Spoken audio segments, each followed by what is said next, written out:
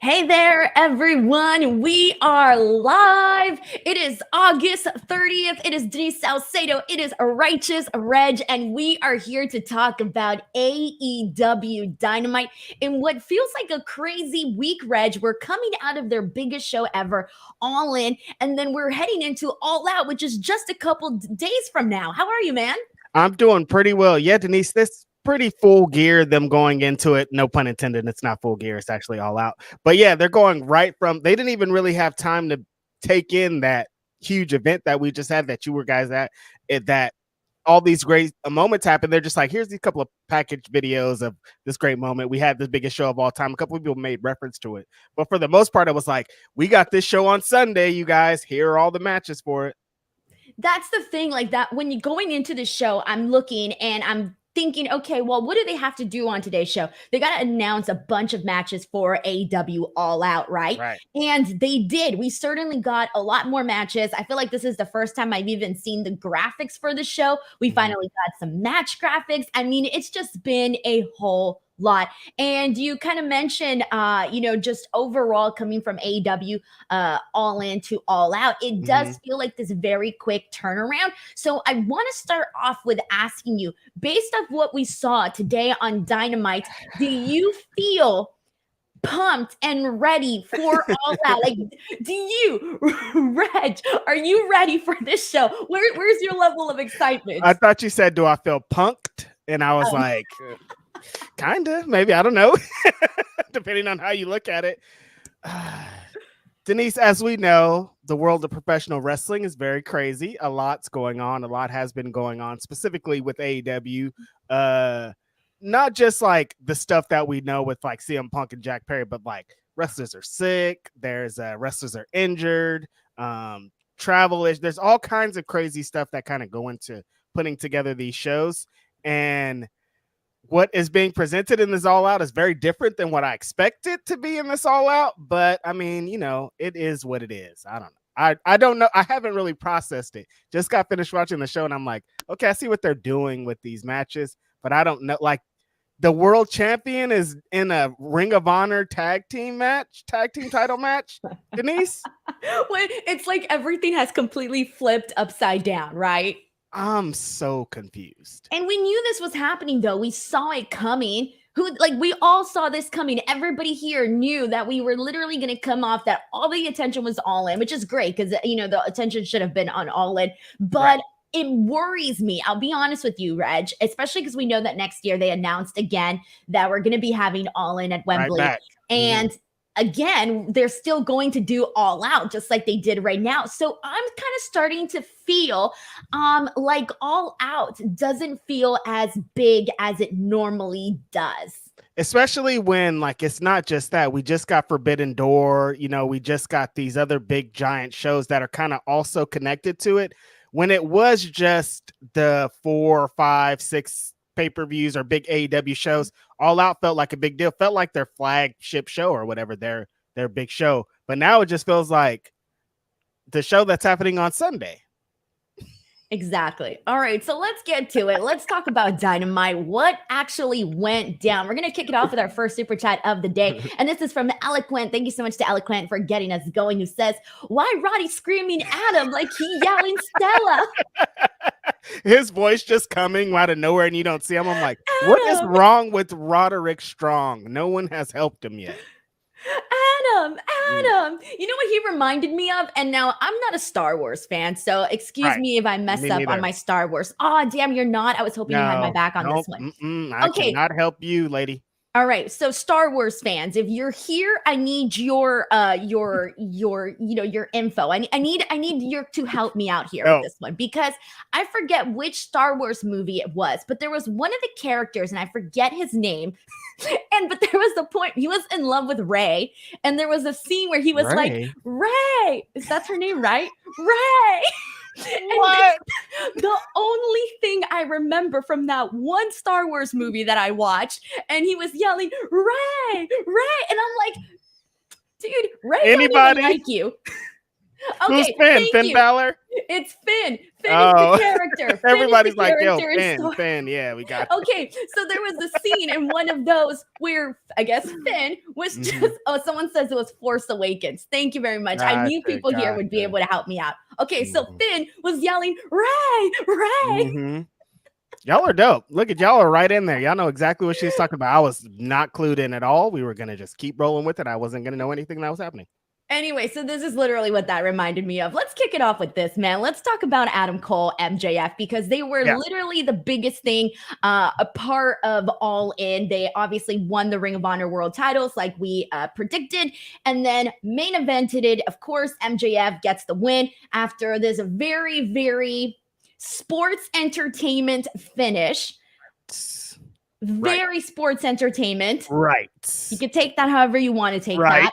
Right. So we there were some shenanigans, Denise. There were some shenanigans. It felt like and I'm not gonna say that. Let's just move on.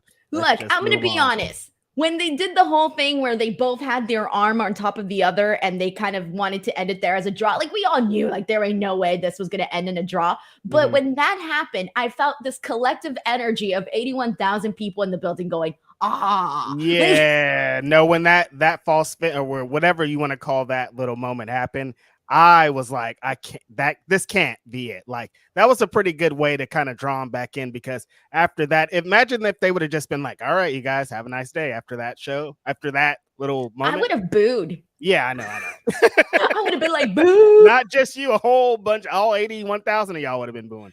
I'm pretty sure of it. Yeah, I am too. So anyways, let's get into the Adam Cole stuff, MJF stuff. So MJF is on vacation. He's in Paris. He's off eating baguettes and, like he says, banging rats. So that's what he's going to be doing. And Adam Cole is there.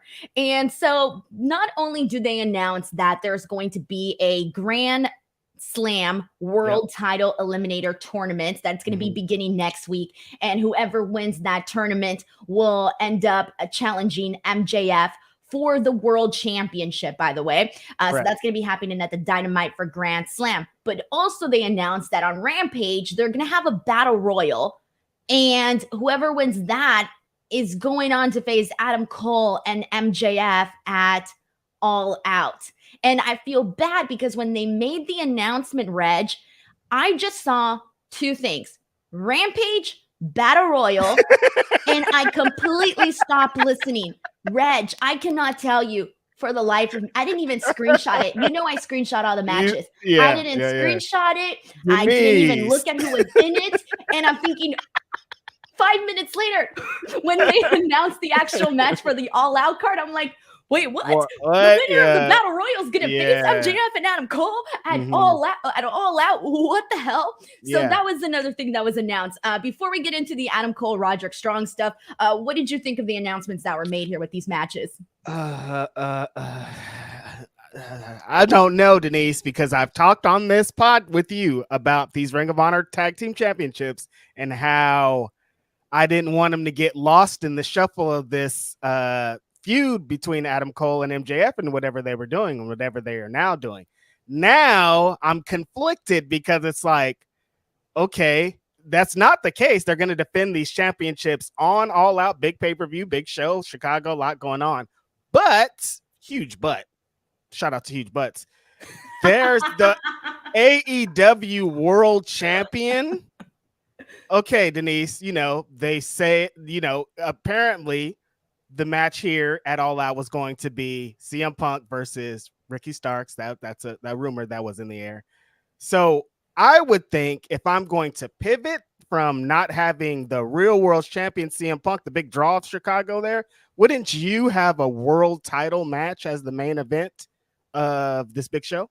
Well, listen, if it were me, I think I would have already had a little bit more exciting matches announced for the show. For sure. I'll be real. Yeah, okay. Look, shit happens, right? Card subject to change. All right. We all know this. As pro wrestling fans, it is embedded into our DNA. It's wrestling 101, card subject to change. And from the looks of it, we're not looking like we're going to have CM Punk on the card right now. At least as of right now, Wednesday, August 30th, it's not looking like he's on the card. I wouldn't bet on it. Probably. Because And it sucks because I've come up here a million times on my Collision post show, and I've literally talked about how the work that Ricky Starks and CM Punk have been doing on Collision has literally been top tier stuff that Really I've good. really enjoyed. And so it does suck if we don't get this actual payoff. For Ricky Starks, really, However, I will say this. I'm going to give AEW the benefit of the doubt here. And I'm going to tell you why, Reg. Because they are coming off of their biggest pay-per-view of all time. Right now, if I'm Tony Khan, and clearly he is, like, he's riding high, man. Like, you're feeling like that big energy. Mm-hmm. And so and he's clearly known he has this show. So I'm just going to go out in a limb and say that I'm still expecting some cool stuff to possibly be announced, or maybe some surprises. I don't know. We still got a couple more days, but dude, it's All Out. Like, this is literally their biggest pay-per-view of the year. They got to have some really great stuff on there. And right now, what I'm seeing on social media, the feedback that I'm seeing, Reg, the feedback that I'm seeing is, this looks okay, but there's no really, like, there's not a match that I think a lot of people are in agreement that it feels like a big, massive match, right? And the super funniest thing about this, Denise, is going into All In, we were kind of being like, okay, they're having these multi-man matches. They're having all these different kind of matches because they're going to have this All Out show the next week where we're going to get the big payoff matches or whatever, big matches that we were going to get. And we haven't really been getting what we thought we were going to get, is where I'm like, well, we were kind of all pitching ourselves to All Out being the big show, but it's not really looking like it. You know how it is, Denise. We always talk about this before every AEW show. We get all worried and worked up, and they get to the show and they execute. So maybe we give them the benefit of the doubt. But the card, as is just looking at the card, and I want to buy a ticket and I want to go to Chicago. I don't know if I'm like, I have to be in Chicago so far for this show. I'm going to be in Chicago too. Shout out to Chicago. Yeah, I was going to say, but also, that's what I was thinking about right now. I'm thinking, okay, I'm going to be in Chicago, all right? And a lot of people know this. How I make my money back is on those scrums, okay? That's how I make my money back. So I'm looking at the card and I'm going, oh, dear, what's this going to look like? Am I going to make my money back for this Oh, pay-per-view? dear. I got bills, man. I'm an adult. But it's true though. And think about it. Like, obviously, you got a lot of real big things happening in Chicago, Reg. But if those things were happening and you were just going for the show, think about that. Yeah, no, I'd be like, yo, what's going on here? You guys, like, why did you shift all your focus to All In and just forget about us all over here and All Out? But I understand. And since we're talking about it, if you're going to be in Chicago this weekend at StarCast, big event happening, the boys of Grapsity, Righteous Reg, Philip Lindsay, and Will Washington, we're going to be having a live Grapsity on StarCast. If you're going to be there live, you could get tickets to go to the show. Or if you're not going to be there live and you're just kicking at home, you can watch it on Premier Streaming Network. Denise is going to be on stage. Don't let her tell you any different. It's going to be dope. I'm excited. Oh man, it's gonna be a good freaking time. All right, so let's continue on with the conversation surrounding all of this. So let's get into Adam Cole, Roderick Strong. Now, for everybody who's come into the show, you guys know how I feel about Roderick Strong. His character has creeped under my skin. I want to peel my skin off every single time Roderick Strong comes out here and is whining and is complaining. With that being said, today was the first week, Reg. Today was the first week where I take back what I've been feeling about Roderick Strong. Hold on a minute. Okay. I take it back. I'm a fan. What? I'm a fan. Denise, I loved what we got here today. Really? You liked what happened here with Roddy and the Kingdom going in on Adam Cole? You liked it? Yes. Believe it or not, I actually gave a damn. I actually gave 2 cents today about the Kingdom. That's awesome. The first time that I personally feel like they've actually made it somewhat worth it. So this is what went down. Yeah. Adam Cole's out there. He's kind of recapping the events that happened at All In. He mentions that MJF's neck is bad, excuse me. And Roderick Strong comes out and he goes, my bad. He's like, let me get this straight, Adam.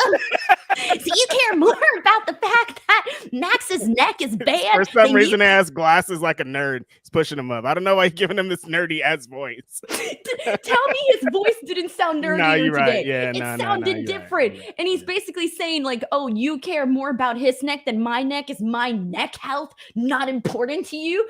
And this was so the neck ridiculous. It was so dumb that I couldn't help but to like this. And then Mike Bennett comes in there and he's talking about how Adam Cole was at his wedding, and then Taven's telling him how he's just a leeching off of the MJF. And then Adam Cole drops the bomb and says that that MJF is his best friend. And so Roderick Strong enters himself in this tournament that we were talking about earlier. What'd you make of this, Reg?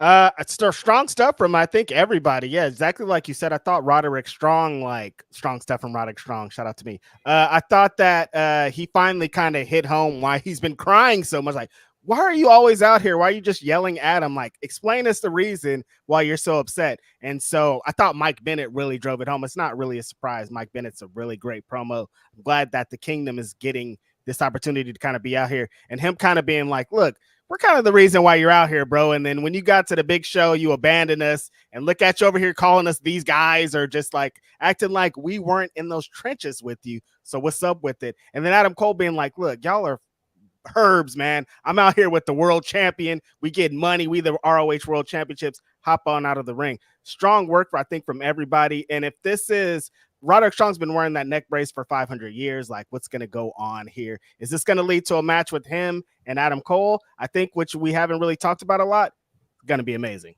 It's gotta be, right? Like, this is exactly what it's going to lead to, where a fit of, the obsession with his friendship of Adam Cole has driven him to madness. It's driven him to jealousy. And so now he's, you hate what you can't have, right? Yes, exactly. He's really just acting like a jealous friend, as we said many times on here, acting like a big hater. He's like, look, you guys main evented the biggest show of all time. I had no parts of it. I had to run out here and yell at you guys from the apron, and I got nothing. We're supposed to be friends, Adam Cole. We've been friends for a long time, and look at what you're doing to me. He hasn't stopped crying. Denise, when is he going to stop crying, though? I don't know. Do you remember when Jinder Mahal this one time was like on the Tron going, Randy? You just keep remembering all the times when people will yell the names randomly. So back to back. This is the new one. Adam. A sick man. I hope that Roderick Strong get what he needs, because he has been very stressed. I hope his wife rubs his back and rubs him to sleep, because he needs it. He needs it. Yeah. Okay. So I was gonna make a joke, but I didn't even get into that joke, because I was about to say, my man's out there crying because he wants to be best friends with another man. I'd be like, peace, sayonara. Yeah, right. Man up, please. You have a family, dude. Why are you so focused on him? A wife and a kid at home, but all of your stuff has been in Adam Cole. Friends. Yeah, you have friends like that, right, Denise? That you would go to war for and pick your husband over. I'm thinking about it. I'm like, no. Pick over your husband is what I was trying to say. Yeah. Adam Cole must be a great freaking friend. He must be a magical friend. He's got something magical down there, because everyone is obsessed with him. Remember Kyle O'Reilly? Kyle O'Reilly was like, I love this man so much, I want to kill him. Like, you know what I mean? Like, the love was so real that they were fighting to the death. Like, I don't know what it is about Adam Cole. He got something. It's those baby blue eyes. That's what it is. Yeah. It's the baby blues. All right, we got some more super chats in here. This one is from Yes Boy, who says, shout out to Roddy for flying to the UK in a neck brace. He's so brave. Very brave. We all care about his neck health from now on. Yes Boy sends in a super chat saying, have you guys ever had a friend that was mad that you were friends with somebody else? I've had clingy friends, but I don't think I've had a friend. Here's the thing. Okay, this is the kind of friend that I am, Reg. All right, Reg, if you have beef with someone, okay, or someone has beef with you and you're my friend, that automatically makes me not that person's friend. Yeah, we all beefing. A friend to all is a friend to none. Exactly. Yes. No, exactly. That's where I land too. I've never had a friend that's like, you can't be friends with them. I hate that, blah, blah, blah. But yes, if we don't like those persons, we don't like them altogether. Exactly. All right. And we got a couple more. We got so many super chats here, but I'm trying to pull out the first ones that pertain to the subject. So this one is from Sheldon Jackson, sends in a very generous super chat saying, I'm hoping that somehow the Kingdom sneaks their way into the Rampage match, win, and then it's the Kingdom versus MJF and Adam Cole for the Ring of Honor World Tag Team titles. Also, TK, what happened to not having the Ring of Honor title defenses on AEW TV? Shaking my damn I'm head. scratching my head because I was like, they're not, like, I saw that graphic a bunch of times. Are they not in the match? They totally, like, if they're not in the match, what's going on here? They're not in the match. Wait, so are they even in the Battle Royal? What? Why? Isn't this whole thing to get that match? I thought the point of that Battle Royal was to get the Kingdom the win to get this match at the pay-per-view. This would have been much better had I actually paid attention to that graphic. I looked at that graphic like 20 times and my brain was just like, yeah, and the Kingdom's in here. I don't have to even look for them. All right. Well, someone in the chat, I'm pretty sure, will let us know if they are in that Battle Royal or not. Because again, Battle Royal, Rampage. Yeah. I went blind. I was like, I don't see anything. I was like blind. Sandra Bullock in freaking, I was in Bird Box.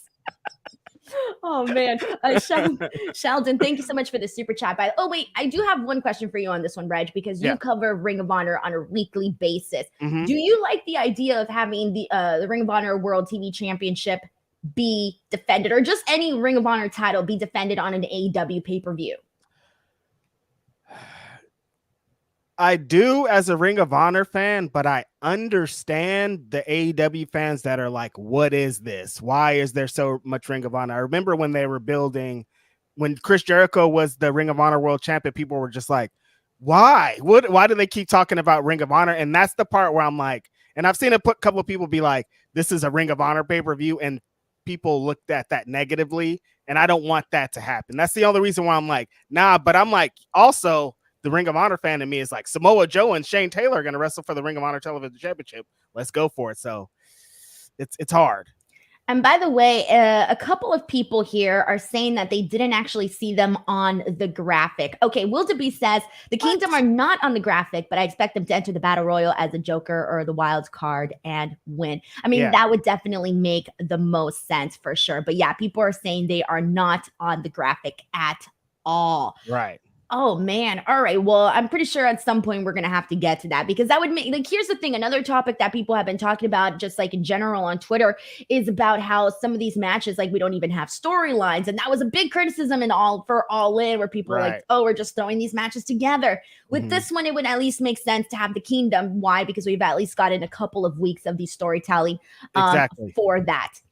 We have another super chat from Crazy 101 who says, with the tournament leading to a match with MJF, imagine Roderick versus MJF for the world title, and Adam is the special guest referee. It would be lit.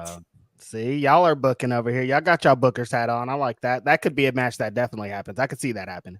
Okay, I'll take your word for it. At first, I was kind of like, I'll be real with you. I've never been too into the special guest referee stuff, because we all pretty much know what shenanigans we're going to get from that. Yeah.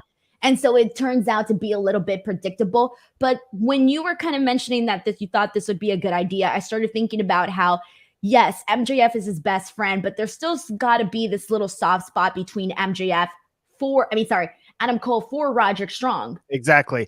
And usually kind of, I feel the same way. It's like guest referee shows, but MJF specifically as the special guest referee, I think, is the driving point of this, and just how he would work the match and ham it up. And he likes angles like that.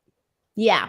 We got another one here from Papa Bangles. Thank you so much to Papa Bangles, who says, if this was real life, Roddy would need to have a restraining order against him. Seriously. No, it would have been done. He would have been like, this guy won't stop bothering me. He keeps coming to my job to yell at me. He keeps texting me. He keeps talking about me on video every time he talks. Like, let's do something about this. Oh man, you guys are making points here. All right, so let's go ahead and continue on from here. Let's get some more super chats in here because there's kind of a bit that I want to go over. This one here is from Grapple Geekery, who says, "Love seeing you and the Wrestle Talk guys meeting up." And Grapple Geekery is also a member of the DWO. In case you guys haven't seen, there is a brand new video for members only, and that is the AEW All In London vlog. It is 13 minutes, Reg, and it includes me meeting Luke Owen for the first time, hanging out with the Wrestle Talk guys, some silly footage of Sean and I in the press box, and just little behind the scenes moments and stuff like that. The light story, the whole thing is in there. The whole thing. And you jam into Machine Head. Yes, but I had to.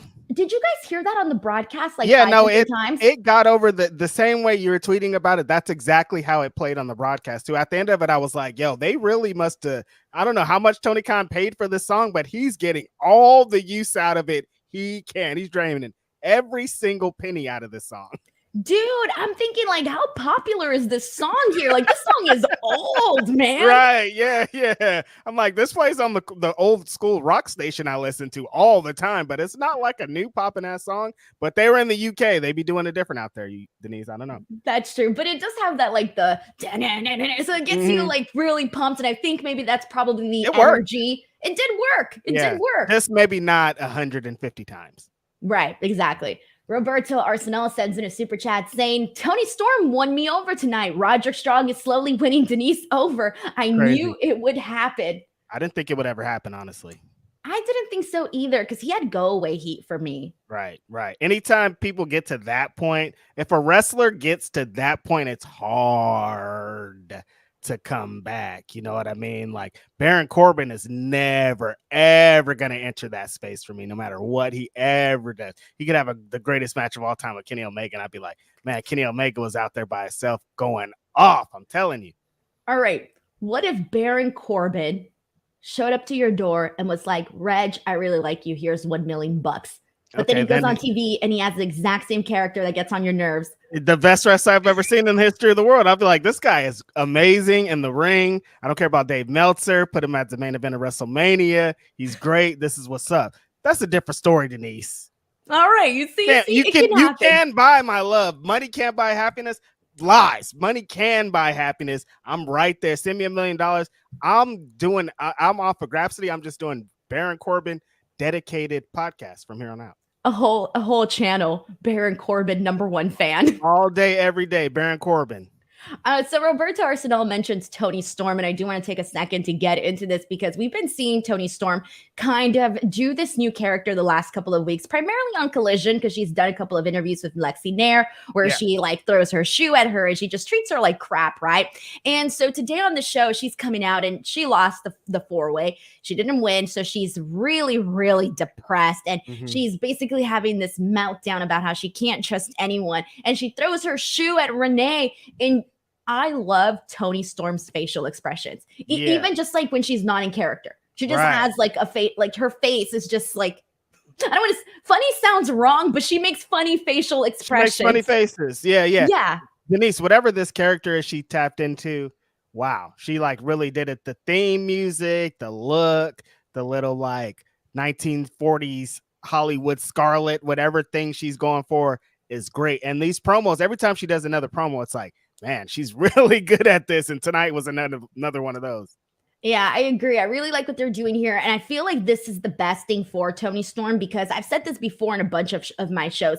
I wasn't feeling Tony the first 2 times when she was champion. I'm like, man, why can't I start caring? And I think that what it was just that there was nothing different there, I think, being presented. And now Tony Storm with this new character is basically making you look at her and want more of her character versus what she was doing with the Outcast. Like, to me, her having this mental depression breakdown, whatever the hell you want to call it, is the best thing for her. And the diva attitude, all of that. I love it. I think this shows how important a character is, Denise, because she's not the world champion. She's kind of in the mix for the world title, but like, she seems like the biggest women's character they have right now, and the one that people are kind of the most invested in, just because of the stuff she's doing this. So like, it shows that character can get you really far. I mean, she's an exceptional pro wrestler too. That doesn't hurt, but like the character's helping a lot. Yeah, it definitely is. I agree with that. Sometimes you just need a little bit more, right? Yeah, exactly. We got another very generous super chat from Reggie Simmons. Thank you so much to Reggie for this very generous super chat. Reggie says, not sure what the complete card for All Out will be, but I will be there. But the one thing I do know is that TK puts on a dope show between Rampage and Collision. Let's see what AEW puts together. Anxiously anticipating. I think this goes along the lines with what I was saying earlier about I feel like they have gotten the benefit of the doubt because it's not like I've been to an AEW show and regretted being there. Right. Yeah, that's kind of how it always is. I think people kind of had this same kind of feeling before All In, funny enough, and then look at that amazing show that just happened. The tickets are sold. I mean, people could give the tickets back, but I don't know if they really will. So it's just about executing when they get there. And shout out to Reggie Simmons, man. We're about to be in Chicago. Please find me, my brother, because you've been supporting me and Grapsity and anything and Denise and everybody for a very long time. So shout out to you, my brother. Yeah, same to me, Reggie. If you see any one of us, please come up and say hello and make sure to let us know your name and everything because it helps. You're like, oh, yeah, I know this person. Totally, yeah. Yeah. All right, Reggie, thank you so much. We got another one here from Alejandro Reyes who says, hi, y'all. As a college student, I can't drop another 50 on this card. Only match worth to me is Mox versus Orange Cassidy. The rest are Dynamite and Collision matches to me. Reg, we were just talking about this last week. Remember when I said the average person, and I get it, is not going to want to maybe spend that much money on this, at least if you're on a budget. And I don't blame people at all. I keep forgetting about that fact, Denise, is that these cost money. This isn't free. It's not on TV. It's not on a streaming service for $10. If you just bought All In and there's another 50 that's coming out. It's not cheaper pay-per-view. It's the same, like it's all the same things. And people dropping $100 in a month because you got to really think of how it's breaking down. Like people can't afford $100 in a month to watch wrestling. Two wrestling shows. They're going to need some more. And so I don't know in that aspect if it'll be as lucrative as they want it to be. Yeah, that's true. I wonder, that's going to be interesting. I wonder how this one's going to compare to their regular, pay-per-views that they've been having and how this one's going to compare to past All Outs, especially because All Out in the past has always done very well. So it's kind of weird that we're in a place now where this one kind of feels a little bit questionable. Right. Yeah. It's so crazy because it's All Out and you were expecting, even if CM Punk didn't destroy the world, it still would only be that extra match. We still would kind of have the same card, right? So it's not even like that, like totally destroyed the whole thing. It was a big draw for Chicago, but I'm like, even beyond that, what's going on here? Yeah, I feel you. We also got a super chat here from Christy, from Christic Angel. Christic Angel didn't write anything, but thank you so much for sending in the super chat. It's very much appreciated here. Really, thank you for that. All right, and let's go ahead and continue on from here. Speaking of matches that weren't announced, Will Chisholm sends in a super chat, a very generous one, saying, I'm only happy for Shane Taylor to see this pay-per-view. Otherwise, please don't book at a pay-per-view 1 week from each other. Please, Tony Khan, answer to why one woman's match at All In was trash. Sorry, I'm biased for women's wrestling. So this is, he kind of touched on a couple of topics here. First of all, I'll throw the floor to you on Shane Taylor, Reg, because I know you watch Ring of Honor on a weekly basis. So what's the story with Shane Taylor? What they've been doing with him on the show? He is one of the most prestigious Ring of Honor television champions there ever were. When Ring of Honor was kind of not looked at the same way that it was, he was there as a Ring of Honor champion, really pushing the brand, really getting over that championship, and really being the spirit of what Ring of Honor was. He's been fighting to get this match with Samoa Joe. On the post show with Kate we've both been talking about how excited and we wanted this match for a long time because they're both really exceptional on the mic. We know how amazing Samoa Joe is, but Shane Taylor is really great on the mic. So the back and forth between them were going to be the draw of it. Unfortunately, they just announced this match and we got like one show between that, maybe you got the Ring of Honor show and Collision and that's it. And I don't think they're going to have a face-to-face promo between this time and then. They could. I hope that they do, but it's not looking like it's going to happen. So that's got me worried. But when the match happens, it's going to be great. Shane Taylor's a big, meaty man that's going to slap some meat with Samoa Joe. It's going to be a fucking brawl. So in the end, it's going to be great. And I think people are going to like it, but they might get that whole, what's this Ring of Honor shit that's on our TV right now.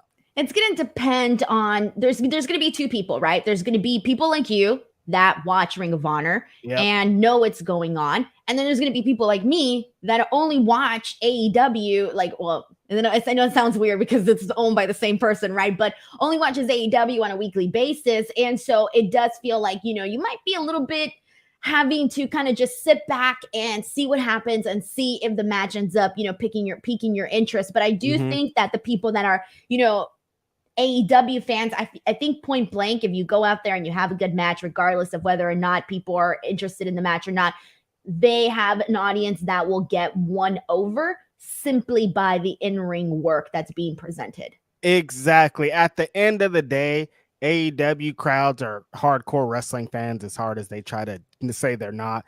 Like, these people are going to be there for wrestling. So if they're like, oh, this card's not going to be what I expect it to be, if they have a great match, you get them back instantly like that. And in Chicago, they're a wrestling city. They love wrestling. And if you give them something dope, they're going to be excited about it. And the other thing that Will brings up too is the women's wrestling stuff. And I also saw that the hashtag women's wrestling right now is trending on Twitter. I didn't click on it. Yeah, I didn't click on it, but I'm pretty sure I know what it's all about. But I haven't had a chance to like scope it out and see what's going on exactly. But I know that at this point, it's kind of been this conversation that we've talked about so much with the one women's wrestling match every single week. And I almost feel like at this point, I hate to say like, oh, it is what it is, because then that sucks and you're never going to get any improvement from there. But I feel like at this point, there have been a lot of people that have spoken out about wanting to see more changes in the women's division, and it hasn't happened yet. So I almost feel at this point, it sort of feels a little bit like a losing battle. Right. And I got some heat for saying exactly what you said right here earlier this week on Twitter, because shout out to Lyric for being in the presser this weekend. And she asked the question about Tony Khan, and that what I got off that is how Tony Khan answered the question and how he always answers the question, is that it feels to me, I don't know anything at all, that like if Tony Khan didn't get backlash,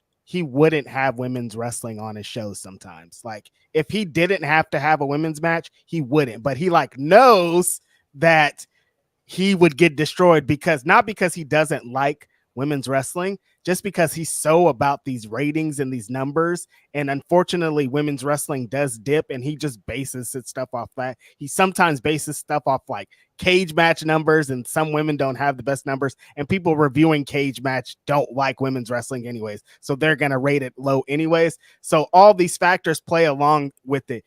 I don't know how he feels exactly about these women that are out there, but I know that he really cares about these dumb numbers that people people wonder why they talk about ratings so much. He looks at number by number and times and all this, and those women's matches do that. So that's what he's thinking. He's thinking those numbers. So I'm like, maybe this is a losing battle, because we've been fighting about this since day one of AEW, because they pitched us this idea that there was going to be this alternative, and they have been for the men. They've been a great alternative for the men all the way through, like 100%. You nailed it. But the women's side has been very inconsistent a lot of the run. So I understand when everybody's frustrated. It's the most frustrating part of AEW, bar none. That's every single week I come on any podcast, Denise.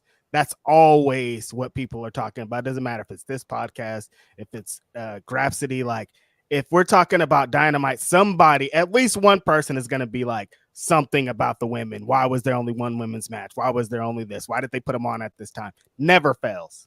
It's a double-edged sword, because you have a very passionate side that's like, we need to have more matches, right? And I'm completely with that side. But then you have this whole other side where you're talking about numbers and you're talking about dipping. And it's like, damn, how do we get this opportunity to prove that? How do we get this opportunity to prove that if you're given a proper chance, that we can win over the crowd, and so that it might in the beginning still be that dip, but if we keep it going and we keep building to it, maybe you won't see such a huge dip, right? So you do have like these two totally different sides. The thing for me, and this is where I'm kind of sitting at with this, is that regardless, you can argue both sides, right? Because if you're not putting the women on because of the ratings and it dipping, and it's because, there's some things you're just not interested in. Like, I know that there's been a couple of the segments where they've done stuff with the women and I'm going, man, I'm not interested in this. Why? Right. Because they haven't made me interested in it. They haven't won me over yet. And so it's this double-edged sword where it's like, you need to give them the time and let them you need to put the effort into getting them over and having them have the matches and segments that they need to have, so that then when you do present them, it's not a thing of, well, I'm going to go walk out, I'm going to go to the bathroom, or I'm not going to care as much about this. So it's this double-edged sword. You need to have them, you need to basically put the time, put the effort, so that it can pay off in the end. It might not be, straightforward, straight to the top, but we know that there are women that can draw. And that's one of the things, like, come on, think about some of the most successful women in WWE who are freaking killing it. Your Becky Lynch, your Charlotte Flairs, your, Bianca Belairs. We haven't seen anyone truly presented like that in AEW. And I think also the other thing, and we've touched on this before too, Reg, is that they don't have someone to really, truly center the division around. Well, it was Denise, for a second. They didn't. I'm thinking about the show tonight, and they did not make mention of a lady that they made mention of a whole bunch of times on Sunday that was sitting in their crowd. So I'm like, on the pay-per-view, you guys told us that Mercedes is here. She's the greatest, and they should watch out. But then we get to the show, and nothing. No mention. Like, unless I missed it. Did I miss it? Because I didn't see any mention of her. So the only thing that Tony said in the press conference was that she's not cleared, and that he just invited her out, or she just went. I forgot if he invited her out or if she invited, I don't know. Someone invited someone, and she just wanted to be part of the show. But he emphasized that she is not cleared, and she just wanted to be part of the show. So a very political answer. You even answered it like he answered it, like he would say it and then run back and then come back to it to emphasize not clear and just here hanging out. But I know why he does it, by the way. You know why he does it, because then people are going to run with certain headlines, and you know how that goes over, right? All right. Well, Will Chisholm, thank you so much for the super chat. You got us going here with a lot of different stuff. We also got one here from Anthony Cuff. Didn't write anything, but Anthony Cuff, we still appreciate you sending this in a whole lot. Alejandro Reyes says, also, first pay-per-view since Double or Nothing 2020, I won't see, sadly. Oh, wow. That's a long time. That's a lot of pay-per-views back to back to back. Yeah, that certainly is, man. Oof, that's a lot. Alejandro Reyes, thank you so much for the super chat. And we got another one here from Justin Martin, who says, I love AEW, but I just can't justify paying full price for Backlash a week after WrestleMania. All Out is probably the weakest pay-per-view card for AEW. Ever. Ooh, wow. Excuse me, ever. Wow. I'm a little bit like dumbfounded right now, just because I'm really kind of just running through the card mentally. And you know what? Let's do that right now. Yeah, let's run through this card, because I think that Justin Martin's super chat here made me really think about what is actually being presented. So here we go. Let's think about this. Samoa Joe versus Shane Taylor for the Ring of Honor World TV Championship. Well, with this one, Reg, it's a situation where, yeah, we love Samoa Joe, but like we said, a lot of people don't watch Ring of Honor. Yeah. So essentially it's a Samoa Joe against a guy that a lot of people probably don't even know. Exactly. We got Powerhouse Hobbs versus Miro. I think this one is a fair match to have on this card, and I don't want to trash this match at all. I think this is a very fair match to have. Yeah, no, this match is one of those. It deserves to be on the card. These two guys are needed on this show, especially some contrast of what we've seen in All In. And they've been building this show on Collision and stuff. So this match fits great. We got a 4-on-4 match, and we're going to be seeing FTR and the Young Bucks team up against Bullet Club Gold. And this was made in the backstage segment today on Dynamite, where the Young Bucks were pretty much kind of feeling a little down on themselves for not winning at All In. And they basically told FTR, you guys are the better men. Bullet Club Gold comes in, crashes this, and this match is made. This, to me, this is a pretty damn cool match. I'm sorry. Yeah. I think this is a cool match. Yeah, no, this is one of those, like, you can probably be upset about it because you maybe want to see the tag team titles defended, which I would understand. But all these elements, this is just like the Elite Bullet Club Gold match from All In. It's like all these elements in the same ring, kind of really going high gear. This is going to be a dope match. Agree with that. I like that. We're also going to be getting Kenny Omega versus Konosuke Takeshita. Mm-hmm. Now, here's the thing, and I think this kind of just depends on how people feel about Konosuke Takeshita. We're finally getting that singles Kenny match. There it is. Reg, have they done enough with Takeshita for this match? If you were to, on a scale of 1 to 10, how are you seeing this in terms of importance, in terms of caring about it? I think this match is awesome. Like, I think for me, it's like a 10. Like, I think they've been building this match for a long time. Takeshita's kind of whole AEW run is to get to this moment. That's if you're in the know and you know what's going on here. And then at the end of it, we're going to get a singles Kenny Omega match in Chicago, big time stuff. Like all the Kenny Omega matches are like just amazing. And the one-on-one matches are like, we're just blessed to be able to have them. So that's going to be great. This is another one. I'm like, okay, people in the chat are saying this card's not bad. I'm like, reading it's not the worst. It's not as bad as I initially thought so far. Right. That's true. And because when I asked you about, like, you know, where you see this in terms of excitement, I'm with you on this one. I'm seeing this one as like a 9. And the reason why I'm seeing this one pretty high up here is because Konosuke Takeshita is pretty damn freaking good, man. Yeah, we kind of forgot what got him to where he is now. Exactly. And so for me, I actually think that this is a match that is going to be important in the sense that this may be the match that really puts Takeshita on the map on a different level, because he's been getting opportunities on AEW, right? Yeah. Of course, he's not yet, you know, MJF, Adam Cole, Kenny Omega level, but I think that this could be the match that puts him, you know, a couple more slots up there on the, you know, the rankings of things. So I feel like this one here, I'm looking forward to it a whole lot. Yeah. Luchasaurus versus Darby Allin. Unfortunately, Reg, for this one, I'm not expecting too much, but I am expecting Darby Allin to go balls out crazy on it. Yeah, this one has been on the card for a long time, like probably the first match they made for this.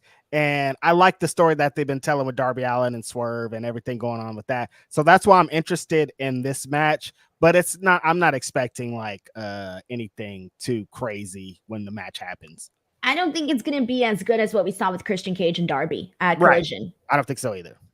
And then we got the women's match, the one and only women's match, and I don't expect any more. I'm pretty sure this is it. We're getting the TBS champion Chris Statlander versus Ruby Soho. And it's the same thing that I was saying just now. If you don't build them up and really give them an honest shot, when you give them a match like this, unfortunately, the interest is going to be low. And I'm not going to sit here and lie to you and tell you that my interest is not low in this match. Yeah, if you're not tapped in with what's going on with those two women, I can see how people probably feel how you feel, and it's pretty unfortunate. And yeah, I think this is probably going to be the only women's match, because we're not going to get the AEW Women's World match, because I think where's Saraya? She wasn't even on the show tonight. And she's our champion. Right? What's going on here, I give up. Right.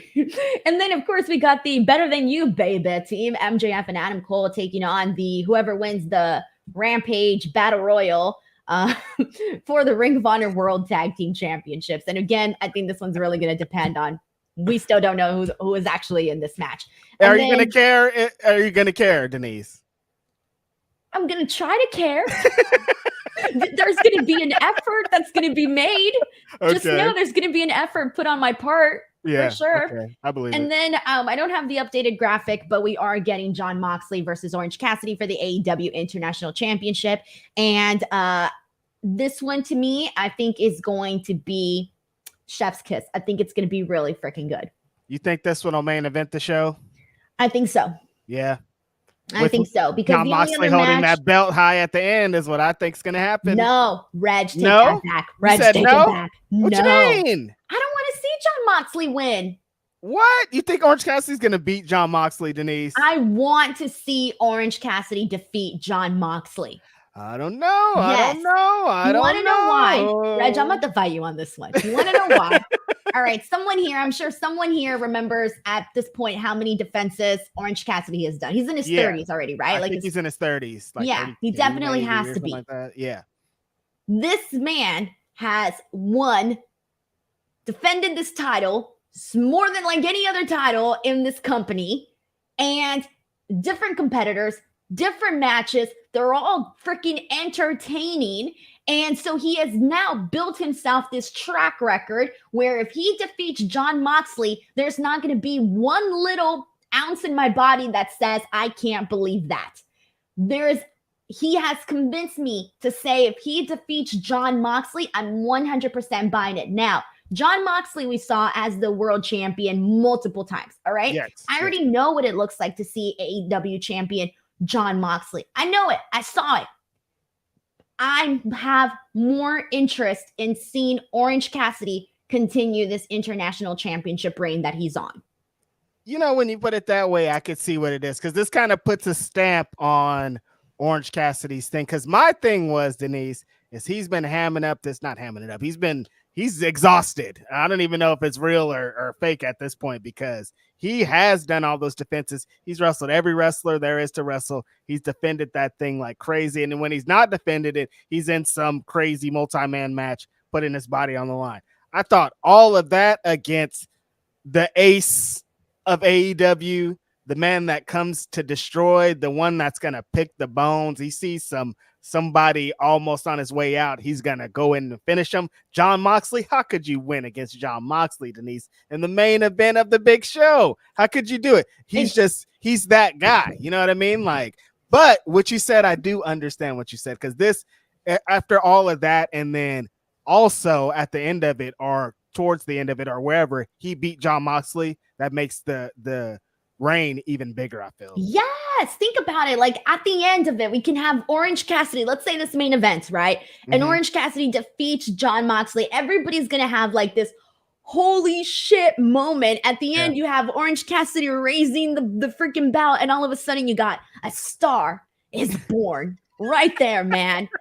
I want it to happen. I'm sorry. I want it to happen. And I feel like a lot of people here, actually, I'm seeing a lot of people because I feel like a lot of people are going more so for Jon Moxley here. Mox is that guy, Denise, the ace of AEW. He's the lifeblood of this company. Even at nobody has, when he's healed, they don't care, man. That's Jon Moxley. He's their guy. He is the one. And this international title, on the other end of it, the person to defeat the person that's been running roughshod over the company, the one that's been having all these great defense of the international title. The next one up is the man, Jon Moxley.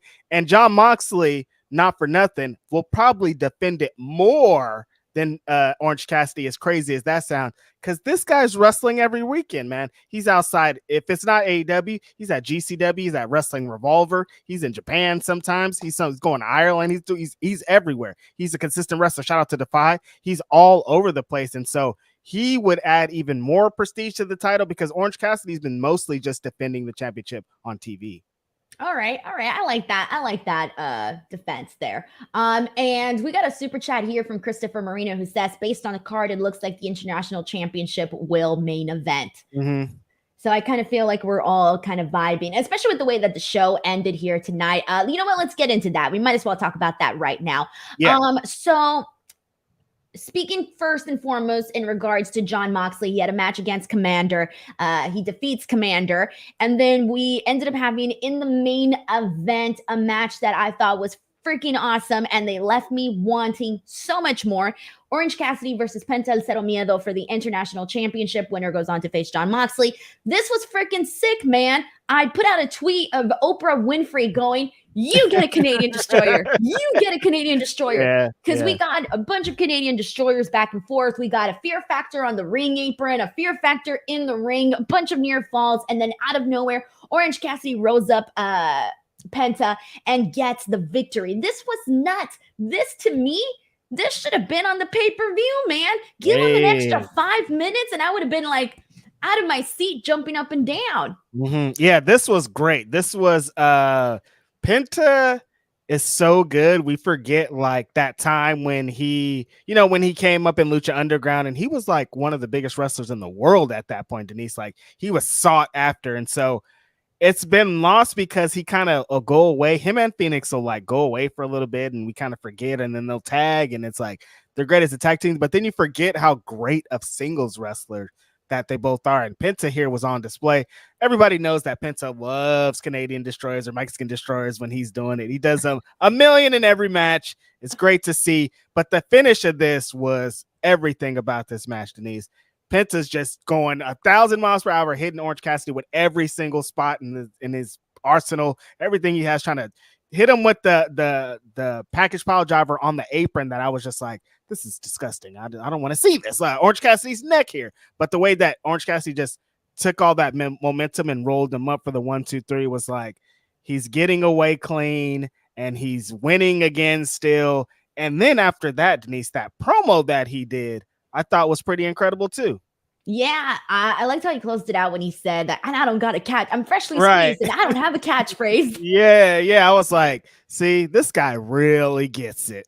And even the confrontation, because the closing shot was Jon Moxley in his face, and then Jon Moxley like literally shoves him, and they don't like the way that they portray this. I'm like, yeah, these two guys, they hate each other. This is good. Yes. I like seeing that type of stuff. Yeah, and then the way that Excalibur was like, we never see Orange Cassidy in the ring with the mic. Like, this is very different. And Orange Cassidy's like, look, essentially, you're going to have to kill me to take this championship. That's the only way. I'm about to be the international champion forever. And Moxley being like, yeah, okay, I'll do it. Right. So I agree with Christopher Marino here, where that pretty much indicated that there's a good chance that that's going to be your main event. Agreed. All righty, and let's go ahead and press on from here, and let's get into our next super chat. This one's from Will Chisholm, who says, I gotta ask, I thought we was going to get Mercedes Martinez versus Chris at All Out. They were building that for weeks, and out of nowhere, they dropped that for Ruby Soho, and we act like that didn't happen. That was part of it, man. Like, I've been sitting here watching Collision, and that definitely was part of what we were seeing every single week. Any thoughts here, Reg? Yeah, I thought, we thought we were going to get a lot of things, but things have happened. And exactly like Tony Khan said, what we had to emphasize when people were when they were showing Mercedes and people were like, oh, I'm like, I don't think she's ready to go. And then she's not cleared. So we have to remember she's not cleared. Right. All right. We got, let's go ahead and press on from this and get into Stephen Marchuli's super chat. Thank you so much to Stephen, who says, turn a negative the latest Punk drama into a positive by pushing Starks into a main event versus MJF. Well, we have seen them work together and they did phenomenal work together, but I don't know. It feels like it's too much of like, well, first of all, it's not going to happen because they already have a match set for MJF, right? Yeah. But even if they did that, Starks and MJF, it would feel like too much fast forwarding. We fast forwarded so much and it just wouldn't make complete sense. Right, you don't want to build to that. That's why I knew they were never going to do the Punk and MJF match, like people kind of speculated on, because I was like, it's too soon. And I think like for a match like that, they want just more time to build. I think that's why they're just going with like the card that we're seeing, because it's like they want to build. If it's going to be a big match, like something like that, that's down the line. Like they've had that match before, but like they put some emphasis on like how they're two of the futures of AEW. And I think they would want a little bit more time to like do that. Yeah, you're right on that. Exactly. All right. We got a super chat here from Yes Boy, who says, Denise, have you ever had moments or life phases where you felt like Tony Storm's character? Every day of my life. Every day of my life. Reg, you know, obviously when you're with a woman, and I'm sure you've seen this, where women have multiple emotions throughout the entire day. It's like 1 second we're like the happiest person on earth. The next it's like my life is over. The next it's I'm angry. We go through a cycle. You've seen the memes. We go through a cycle of it's real. Emotions. They're not memes. They're not memes. It's real life that happens. And you just sit there and you're like, what's happening right now? Like that's most of your life is like, what's happening right now? What did I say? I don't know. Like I just was asking if she wanted a sandwich, but now I'm on the floor. Like, I don't know what happens. Like things happen really quickly. These emotions switch. And that's why we're always immediately when y'all want to choke us, Why are you acting crazy? You guys never like it. You never like it. It never hits. Here's some advice to you, Reg, and Never to every man watching this show. If she doesn't act crazy around you or for you, she don't love you. I mean, some facts are being spoken. Yeah, you're Crazier she is, the more she likes you. Take it as a good toxic behavior. You shouldn't let your person do this. But she's right. Crazy 101 sends in a super chat saying Tony announced Eddie and Shibata versus Claudio and Wheeler. When did he announce that? Yeah, and for what though? I think maybe for All Out. Eddie and Shibata versus Claudio and Wheeler Yuta. Huh, interesting. All right, someone can fill us in the chat here. Someone fill us in the chat here. All right, Oscar Pacino sends in a super chat saying Roderick Strong sounded like Mr. Burns in Smithers Fantasy. I don't know what Smithers. Okay. Smithers. Will Washington will be very upset at you right now, Denise. You know how I don't even know what we're talking about. Is this a cartoon? The Simpsons. A cartoon? What do you mean? This is The Simpsons? Is this a cartoon? I didn't know we were talking about a movie here. Wow. You don't like The Simpsons? You're not a Simpsons fan? Everything I know about The Simpsons is whatever they showed us in the Universal Studios ride. If it wasn't in the Universal Studios ride, I don't know what we're talking about. You've never seen one episode of The Simpsons, it sounds like. Never an entire episode, no. I've seen moments, but I've never sat through one whole episode of The Simpsons. Do you like cartoons? Are you interested? No. Okay, that makes sense. Yeah. Mm-hmm. She said no. Yeah. I just, you know what? Actually, that's not true because I can sit through episodes of South Park. But here's the thing. I was going to say, I kind of could see you watching them Disney movies. Like, you really like Inside Out. Like, you're not a big fan of Inside Out. Yeah, I'll watch those. But like, I feel like you like those. Are those different? That's the thing. I won't go to the movies just to watch a cartoon by myself. It's got to be like I take a child with me. Gotcha, yeah. And then if I watch South Park, it's because somebody else put it on TV and I just happen to be there. But you're not clicking on an animated show. I'm not myself clicking on it. No. Gotcha. That makes sense. I understand. It's not for everybody. I'm a grandma. You're going to upset a whole bunch of people because there's a bunch of animated fans, but I get it. I like to watch documentaries. I'm a grandma. What are you watching? Yes. Murder, She Wrote, and like I like murders, crimes, real life world issues. I'm all up on the drama. That's what I like. This also aids exactly on what we were talking about earlier. Girls going through all these emotions. She's in the other room watching true crime podcast. You're like, dude, she's gonna murder me. Like, why is she getting all this research? What do I do? These things it's scary, get in your head. They get in your head, Reg. I don't know if this happens to guys, but do you ever watch a show where it's about murder or like this person has a secret double life? And then you're thinking, oh my God, does my partner have a secret double life? Do they want to murder me? No, see, that's the privilege that men have is like a lot of times we don't like think like, oh, my partner's going to murder. Like I'm making jokes here, but like most of the time, women can't, like when you're like, I'm going to go to the grocery store to get a sandwich. You're like, I could potentially, some crazy could happen on the way. We don't really be thinking like that.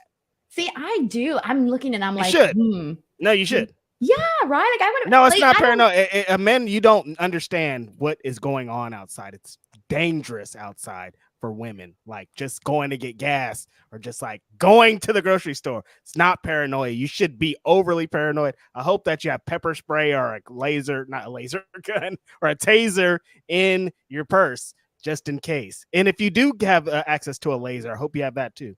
I have a routine, by the way, a mental routine.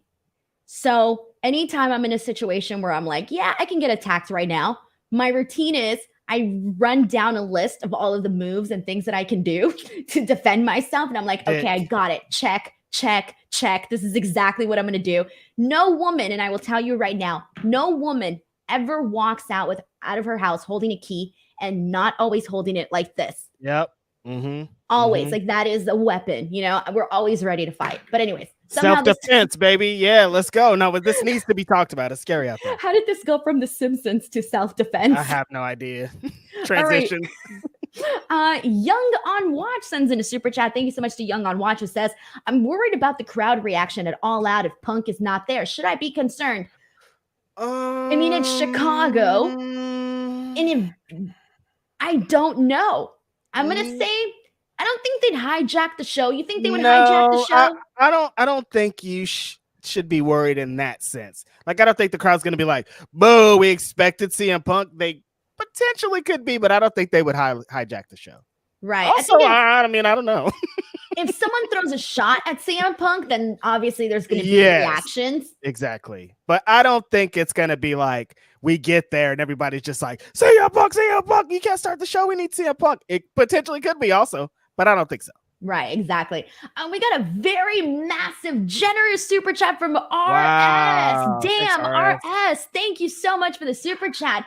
RS says, Denise, I saw some of the heat you took over the weekend, which made me a little sad. Keep hustling. Lesson learned, I'm sure. Don't let X bring you down. You seem like a person who takes what people say to heart. You earned this donation, buddy. Love. Thank you so much, RS. Yeah, it was definitely an experience. And I will tell you this much, that coming out of it, how do I say this in a nice way, Reg? Yeah. Oh, Thank you said you. a nice way. You said a nice way. Sorry. You said a nice way. Oh, sorry.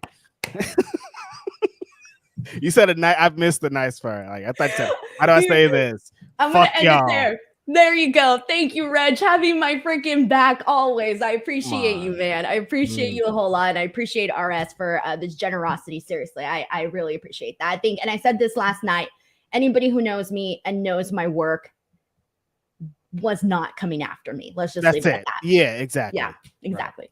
All right, Matt Raikeel sends in a super chat saying, "Sup, Denise and Reg, they just added Kingston and Shibata versus Claudio and Yuta. Definitely watching Grapsody on Sunday." Okay, so they added them to the card then? Okay. Yeah, I guess that's added to the show. That's interesting. I mean, I thought that potentially how on the show tonight, how after the Kingston and Yuta match, how Claudio came out and ignored Eddie, and it looked like, okay, they're probably going to build to a one-on-one match for the Ring of Honor World Championship, but they probably thought too much Ring of Honor, even though this is still a pretty Ring of Honor match, so I don't know. Too much Ring of Honor. Mm-hmm. David Kaplan sends in a super chat saying, "Hi guys, I respect AEW as a company and how far they have come, but Tony Khan speaking on the paid crowd, you would think this was the only wrestling show ever that had 80,000 people attending," says David. Dude, Tony Khan talking about the crowd, he deserved all of that. He deserved to come out and be proud of what AEW accomplished, because they had a real and true, honest accomplishment. And I know that there's a lot of people on the internet that are like, oh, there wasn't, what was it, 81,035 people there. There was 60,000 people. Mm-hmm. Guys, take it from somebody who was at Wembley Stadium. Mm-hmm. The people were there. They were out there. The people were there. It was madness. People legitimately, it wasn't bullshit, by the way, when Tony mentioned that they attracted people from like 70 plus different countries. Yeah. Everybody that I talked to was coming from all of these different places, that some places I hadn't even heard of. I was like, damn, you from there? I don't even know where that's at. Yeah, where that's at.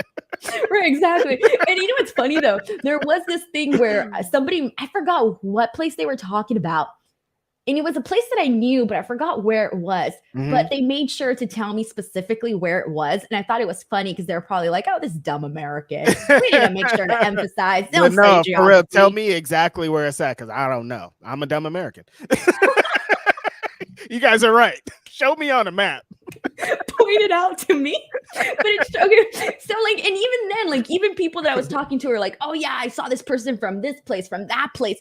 And people, I mean, it was true. Like, you saw people coming from all different parts of the world, and that was very freaking cool. What is it, real quick before we get off of it? What did the energy feel like in that building, just like through the big moments of the show? Did it feel like you were sitting amongst 80,000 people? Yeah. So the energy, I would say, now keep in mind, I'm in the press box. Yeah, and it's a little bit for the most different. part, I did like this press box, because usually the press box, there's like a big old like glass in front of you and you're not actually in the crowd. Right. But for this one, we were like a little, so we had like the roof over us. It wasn't like this, the portion where we were at, there's a roof on top of us, and then there's the whole people on the top section. You know how sometimes you can still, there's a slanted stadium. You know how when it's slanted, you can see the people above you. I couldn't see the people above me because there was a roof above me right there. But we were still in the actual crowd and whatnot.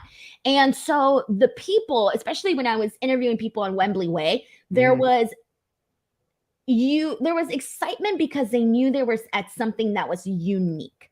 A lot of people told me that they felt they needed to come to this. And I asked somebody, I was like, you know, are you a big AEW fan? I'm assuming you are since you're here. And they were like, no, I'm just a wrestling fan. And I just wanted to be part of this. People wanted to be part of history. And I think that was the big drawing point to this show. And that's why when Tony mentioned like, oh, we're going to do this every year, I'm thinking, oh shit, like that's a risk, man. I think like it's going to be interesting to see where we're sitting at next year. Well, yes, it's like, because this one was like, there's intrigue, there's all this stuff. Like, we haven't seen a show this big since 1992. Next year, it's like, well, we just saw a show last year. You're not going to get that same intrigue, which next year is going to have to be a completely different build to the show. Like, you're going to have the big, like, you're going to see this one match that you wouldn't see at any other time. Exactly. And there's going to be people that, you know, you got to think about this. If people are going to be traveling from all over the world like they were here, there's expenses to be had with that. Yeah. Yes. There are a lot. And I'm sure, yeah, people are coming from very far around the world. And it's going to be just so, like, I'm so interested to see how that's going to be received, because this was something we haven't experienced ever, honestly, besides, you know, WWE, like new territory. And next year it's not going to be new territory. It's going to be like, we're doing this again. Or can we get 80,000 people in here, knowing that it's not as a mystery as this one was? Exactly. And you know that I already know that if next year AEW doesn't get that number, people are gonna be like, oh, it's a massive failure, this and that. Even if, like, let's say they do 60,000, right? Let's just throw out a random number, 60,000. That's a really great number still. 60,000 is a lot of freaking people. But I think because now it's a yearly thing, you obviously open up yourself to that, where if you don't hit the same number or you don't get more people are going to be like, oh, AEW's failing or blah, blah, blah. It's crazy how we landed here, Denise, right? Like, when it was announced, people were just kind of like, they probably won't even do 10. They probably won't even do blah, blah, blah. I remember initially I was like, they'll probably do 50. And now, like, people are going to be like, oh, they can't do 80 again. Like, it's just so crazy how, like, the steps they've taken from, like, we can't do 10 to, like, now people are going to be upset if they don't do 80 again. Right. And here's the thing. If they do that number again or something close to that number, holy shit, that's going to be like, damn. Right. Yeah, no, exactly. It's going to be like, if you guys could do this twice, like, if you could continue this tradition in this giant stadium, respect. For reals. We got a super chat here from Dawn, aka Smiley Girl 814, who says, hi, Denise and Reg. Couldn't help myself. Used a stopwatch for the women's match. 7 minutes and 15 seconds, bow to bow with the majority pick. Wish they were given more time. So let's talk about that women's match while we are here. The match that she is referring to is your TBS champion Chris Statlander teaming up with former AEW women's champion Hikaru Shida and Britt Baker taking on Nyla Rose, Emi Sakura, and Marina Shafir. And we do see Chris Statlander pick up the win for her team after pinning Marina Shafir. What did you make of this match, Reg? Sometimes I feel like exactly what I was saying, of like, they write the whole show out and they're like, we need a women's match. What can we do? Oh, that person's there, that person's there, that person's there. What should we do for the match? Oh, just go out there. And you know what I mean? Like, it doesn't feel like what any reason to be invested. Just like you were saying, like, if it feels like you don't care about this, why would I ever care about this? I care about this because I love women's wrestling, but people that you're trying to get to love this, why would they care if it feels like you don't care? LaRon Ford sends in a super chat saying, would more women's wrestling in AEW really hurt the ratings? Why can't they crack 1 million viewers with only one women's match? I'm not going to sit here and pretend to know what numbers the women's wrestling segments get. I don't know how much the dip actually is. So I'm not even going to talk about that specific portion. But I think, look, we're never going to know if it's never done, right? Like, if they have the women, if they have the stars to do that, I am all here for them doing more than just one match on the card for the women. Right. But we don't want, as we said multiple times, matches just for the sake of match. It's just like, we have to do a women's match. Here's some random blah, blah, blah. Like, put some reasoning behind it, make it a story, make people care. Right. And that goes for the men too. There's some matches where I'm like, I want to see that. Shit. What do I care about that? Specifically Rampage, Battle Royal. I don't even watch Rampage anymore. I haven't watched Rampage in a long time. I'm like, I gave up. Why? Because they're not giving me things that I care about. Point blank. They're just not. Yeah, right.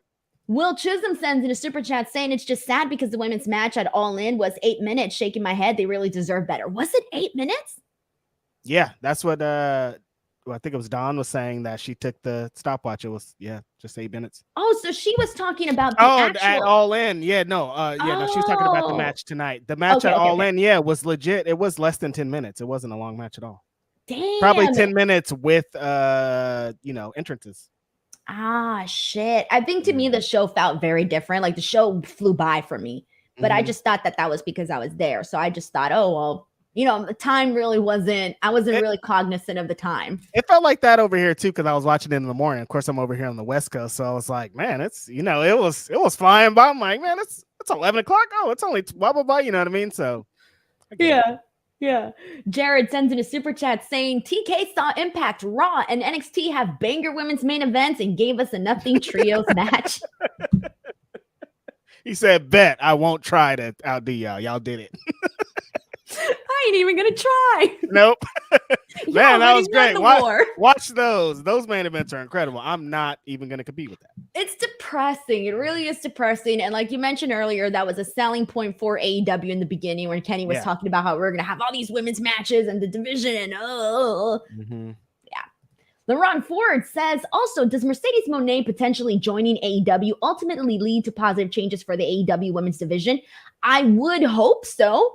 Yes, I think so. We've said multiple times that yes, because she's different, but you never know out here, man. I don't know at this point. The AEW women's division just racks my brain all the time. Like Denise and I talk about it all the time. If they had this big star, probably would be different, but you just, at this point, Denise, you don't know.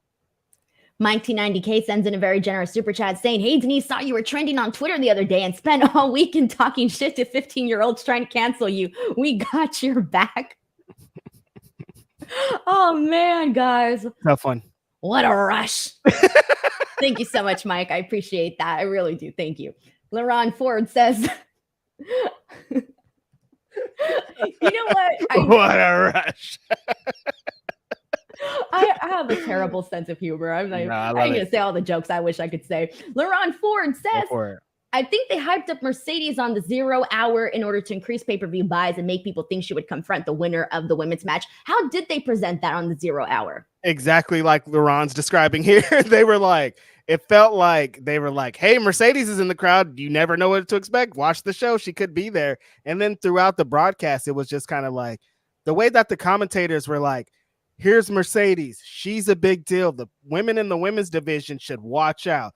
She's a former 7-time world champion. Like they were presenting it like, if you watch that, you're probably like, man, I think Mercedes might pull up. And I was under the impression that she was going to show up at the end of this women's match. Yeah. Shut up. They did that? They did. They showed her on camera like at minimum 5 times. Yeah. I only saw her once. Mercedes was watching this, like she was on the trios match. They were just like randomly showing her and being like, she's a big deal. That's why we're all like, what's going on? They like really were pushing her on this show. Damn. So that was totally a different experience for the TV audience and the viewers there.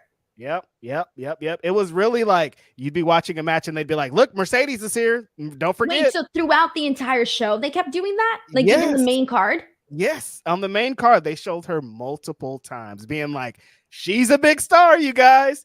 Don't forget what's she doing here. And that's why we're all like, well, why didn't they say anything about her today? They really, on their biggest show of all time, you would think like, I thought they were going to put up the Mercedes is all elite graphic at the way that they were talking about it. I didn't know that they did that. I'm a little bit surprised, honestly. Wow. Wyatt Cox sends in a super chat saying, Denise, did you agree with Toni Storm, Norma Desmond in Sunset Boulevard? Oh my gosh, I know a couple of people sent that to me and I still haven't seen it. Oh my God, I'm so sorry. Wyatt, I feel so bad that you spent your super chat and I have no actual answer for you. Have you seen this? I don't know what that means. Oh, okay. So they were basically comparing Toni Storm's character to Norma Desmond in Sunset Boulevard. and a bunch of other like, people were comparing it to like different things, her like very dramatic character. But Oh, I I've haven't never had seen the that. opportunity to watch it yet, just because with everything, London and all of everything, it was just too much. But Wyatt Cox, please remind me on Twitter. Damn, I feel like such an ass. All right. Spencer Schneider sends in a generous super chat as well. Didn't write a message, but we still appreciate you, Spencer. Thank you so much for sending this in. We got Eloquent who says, I think Jay White is the guy to take OC's title, Orange Cassidy's title. Okay. I'm not mad at that. I think Jay White's going to be in the mix here pretty soon with how great he's been doing this last couple of months. So that's pretty interesting. I wouldn't mind that either, like at all. Christopher Marino, same thing, says TK just announced Kingston and Shibata and Claudio Yuta for also, you missed my first super chat. I might have read it already since I was I think you went back to him. Yeah, I went back. Yeah, I went back. Will Chisholm says, I think some people are down on this pay-per-view because it don't feel like a $50 pay-per-view. True. That's understandable. Yeah, I can tell you a million times how I've stepped into malls and I saw something really cute and I go, oh, that's cute. And then I pull up the tag and I go, ooh, not for $50. Bam, put it back, walk out. When's the last time you went to a mall, Denise? I go to the mall all the time. I do. I go to the mall all the time. I still go to the mall. I didn't know there was the mall, honestly. There's so many malls here, like so many. LA, I forgot. I live across the street from a mall. Oh, okay. Yeah, see, in Oakland, there's no malls. I'm like, what are people doing at the mall? I thought people only online shopped at this point. What's at the mall?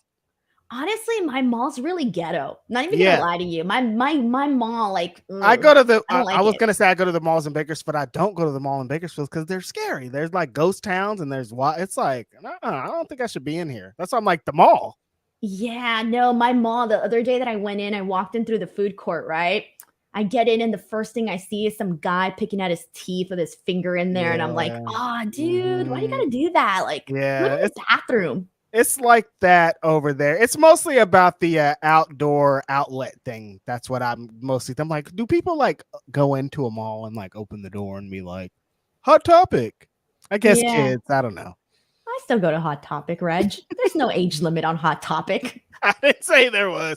Don't judge me, you guys. Don't come for me. I know y'all like Hot Topic out there to get your UFO Jeff Hardy pants. For some Jeff Hardy pants. Spencer Schneider says, I'm sick with COVID. I jumped out of my chair screaming when I saw Brian Keith on Rampage, the bounty hunter, about to kill it. So mother effing pumped. Dude, I'm really sorry that you're sick with COVID, man. That's been going around again, unfortunately, man. Everybody be safe. I'm going to wear a mask the whole time that I'm in Chicago, so don't judge me when you see me. Is it that bad again? Yeah, it's bad. No, I didn't know that. I saw it on my Twitter feed and I was just like, oh, they're probably exaggerating or something. I didn't know. Yep, not exaggerating. Oh, it's out there. It's outside. Fudge. And we're about to go breathe around a whole bunch of people. Man, so wait, did they put out another vaccine? Because I got like 3 already. I got one like a month and a half ago or something. They put them out every week at this point. All right, well, I probably got to get updated. Shoot it in me. I don't care, man. I don't want that. It's like the software installations. Yeah. You got to upgrade. Yeah, I don't read the terms and conditions. Just, yes, I agree, man. Put it in me. Accept all cookies. Yes, boy says, any update on Thunder Rosa?